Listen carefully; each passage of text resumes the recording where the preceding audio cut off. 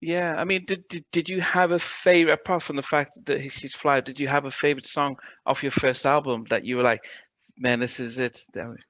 Well, there was the song that well, Lovey Dovey was the very first song that I ever wrote. And I wrote that song on the subway on the way to my very first recording session, which was not with Ted. It was with another producer, Dr. Bob Kazuri. And I'm on the one train going from Harlem to downtown. And I'm thinking, what am I going to sing? I had no idea. Like what I'm going to do at this first recording session. I hadn't even met Bob Kazuri yet. So I started writing, is that lovey, lovey feeling I get with you on the train. What do you mean you started writing it? Was it that stuff coming to you or? Yeah, it was just coming to me. It was just Wow. coming to me. And then I said, and then I started singing, I used to think the love was so, and I'm mumbling it. The love was so sweet. Wow. And I'm writing the words. Then I said, that's corny. And I tried to scratch it. But the idea wouldn't go away. That's all I Wow. could think about was I used to think the love was so silly then, all that kissing and stuff. That what you do. And it just was writing, it just came. And so I got to the studio and I had written the song Wow. on the train.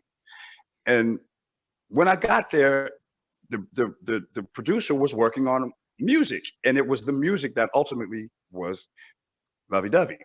So I knocked on his door. He opened it. I had to wait until he turned off the music because it was so loud. And I knocked on the door, and he opened it, and I immediately said, "What is that?" And he said, "Oh, this is just something I'm working on for En Vogue. This is not for you." And I, I vocal. said, I said, but I just wrote. I was excited. I just wrote this. I just wrote this song on the train, and I was standing outside the door before I knocked in, and it fit. Like my song fit that music.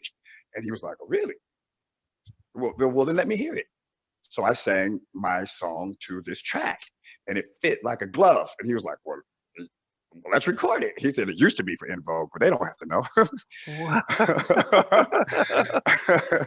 know." And so that turned out to be Lovey Dovey.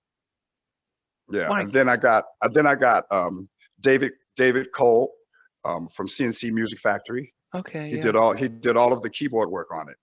Wow. Lovey Dovey, Yeah. Lovey Dovey, did all that stuff, and he played on it, and Did you know when it was recorded and stuff that wow, this is going to be a big track, or did you just what was the feeling like? Because it's when you're hearing a story that it's just talking to Melvin Riley talking about how he writes the song comes into his head and he just did you then feel like this is going to be a hit because it just popped in my head and no, I didn't. everything okay. I didn't. We were having a good time, and that's what we were doing. I was enjoying the process. I wasn't having foresight. Yeah. I wasn't imagining, oh, this is going to be a hit. But Ted would say, "You wait. You just wait. This is going to this whole process. Is going to change your life." Wow. And so I was like, really? Like I couldn't imagine what the change would be, and how radical it would be. Yeah. And he was like, "Oh man, you're gonna have the women coming at you." I was like, "I am." Well, then let's get to getting. And and it was fun. It really was a good time. The times were good. We were enjoying the process, and I was just letting it happen. And it turned out, some of the songs were not my favorites, but then as a body of work, I I enjoy it. I enjoyed the process. I enjoyed even listening to myself from album to album and hearing the growth, hearing the maturity, and that was interesting. That's been interesting. Even now, how my new music sounds, or my voice has matured even more since then. And I'm constantly working on music, but I'm also constantly being a student of voice and learning, and I'm still finding out things, realizing things about myself vocally that I'm just discovering, and I'm 56. Yeah.